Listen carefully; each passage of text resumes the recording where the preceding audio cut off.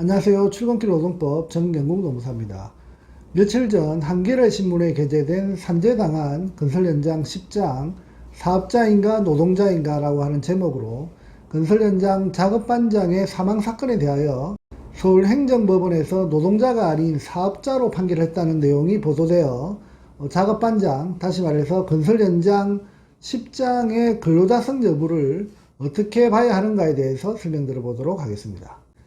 먼저 지난 3월 13일 보도된 기사 내용의 요지는 다음과 같습니다. 2018년 인천 부평 주상복합아파트 신축공사 현장에서 형틀 팀장으로 일하던 작업반장 A씨는 다른 층에서 발생한 화재로 숨졌고, 당시 건설 현장 원 하도급 구조는 시공사에서 하도급 업체로 도급 계약이 체결되고, 그 하도급 업체는 다시 사망한 A씨에게 작업을 맡겨서 진행한 그런 구조였습니다. 당시 작업반장에 해당하는 A씨의 사망으로 인해서 그 유족이 근로복지공단에 유족급여 및 장의비 지급 청구를 했는데, 근로복지공단은 A씨는 노동자가 아니라 사업자에 해당한다는 것으로 판단해서 부지급 결정을 했습니다.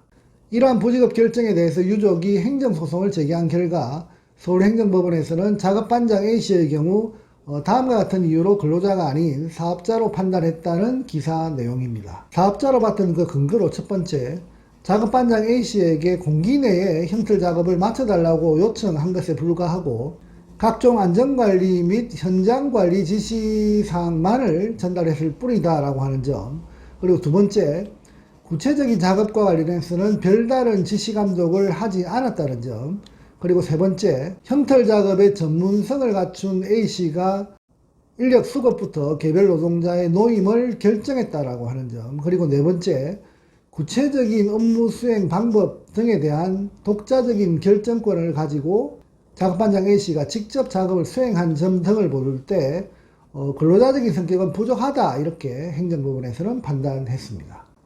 산재 사건에서 근로자성 여부를 확인하는 것은 산재를 인정하기 위한 선결 문제에 해당합니다. 따라서 이번 기사 내용에서 근로자성을 인정하는 유족 측과 이를 부정하는 근로복지공단과 건설업체 측 주장을 몇 가지 세분화시켜서 분류해보면 다음과 같습니다.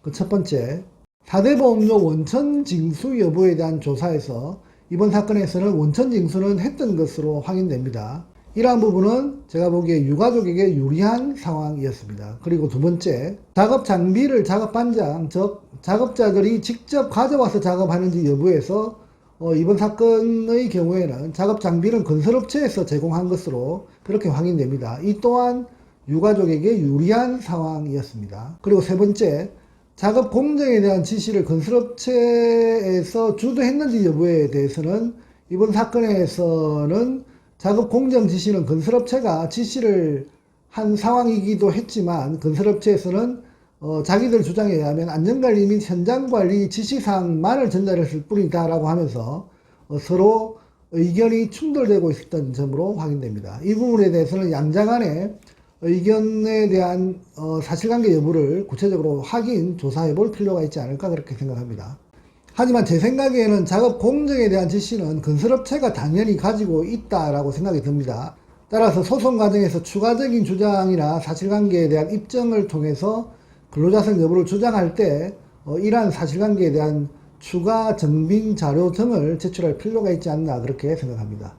그리고 네 번째, 노임 단가 결정을 누가 하는지 여부에 대해서 근로복지공단 조사 내용에 의하면 작업반장인 A씨가 결정했다라고 하면서 근로자성을 부정하는 그 근거로 삼았는데, 이 부분도 제 생각에는 노임 단가 결정을 작업반장이 독자적으로 정했다라고 하는 게 좀 이해가 안 되는 상황입니다. 실제 노임 단가라고 하는 것은 건설업체와 오야지, 다시 말해서 작업반장 A씨와 상호 협의하에 쌍방 합의로 결정되는 것이 계약이라고 볼 수 있는데, 이러한 부분도 향후 소송 과정에서 반론의 근거로 삼아서 유족이 주장할 필요가 있지 않나, 그렇게 생각을 해봅니다. 그리고 다섯 번째, 숙소를 작업반장 A씨가 팀원들에게 제공하면서 사용하도록 한 것을 근로자성을 부정하는 근거로 그렇게 삼고 있습니다. 이 부분도 사용자적인 성격을 띠는 주요 증거로 볼 수 있기는 하지만, 결정적인 단서로 보기에는 다소 좀 부족한 면이 있지 않는가, 그렇게 저는 생각을 합니다. 이번 기사에서 제가 추가적으로 좀 체크해보고 싶었던 항목은 그 첫 번째, 작업반장이 건설업체로부터 노임을 받은 후 팀원에게 임금을 지급하고 별도의 마진, 다시 말해서 자신의 인건비 이외에 이윤을 챙긴 것이 있는지 여부에 대해서 한번 조사해 볼 필요가 있지 않을까, 그렇게 생각을 합니다. 만일 이윤을 별도로 챙긴 것이 전혀 없다면 근로자성을 주장하는 핵심 근거로 활용이 가능할 것입니다. 하지만 그 반대로 확인된다고 한다면 사용자성의 근거로 확인되지 않을까, 그렇게 생각을 해봅니다. 그리고 두 번째, 팀원들은 당연히 근로계약서를 체결했을 것인데 근로계약서를 건설업체하고 체결을 했는지 아니면 작업반장을 사용자로 정하고 체결을 했는지 여부도 한번 확인해 볼 필요가 있지 않을까 생각합니다. 아마도 작업반장을 포함한 팀원들은 건설업체와 근로계약 체결을 했을 가능성이 높은데, 그렇다면 이 또한 중요한 근로자성을 주장하는 그 증거 자료가 될 것으로 그렇게 예상되기는 합니다. 이번 사건은 최종 결론이 어떻게 날지 상당히 좀 궁금한 사건입니다. 그런데 한 가지 간과해서는 안 되는 부분은 이번 기사에서 작업반장이 근로자성이 부정되었다라고 이렇게 기사가 났다고 해서 전국의 모든 공사 현장의 작업반장, 다시 말해서 10장에 해당되는, 오야지에 해당되는 이런 분들이 사업자로 해석된다는 것은 결코 아닙니다.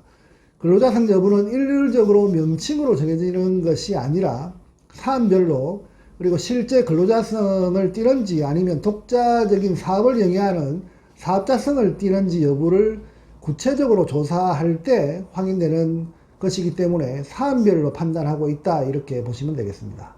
따라서 근로자성이 몽환 지위에서 산재사고가 발생한 경우 자신이 근로자에 해당한다는 근거자료와 법적 근거를 처음부터 다양하게 그리고 입증자료를 바탕으로 일관되게 주장한다면 근로자성을 입증하는 데 많은 도움이 될 것으로 생각됩니다. 오늘은 건설 현장 10장의 근로자성 여부를 판단하는 그 기준을 언론 기사 자료를 중심으로 설명드려 봤습니다. 감사합니다.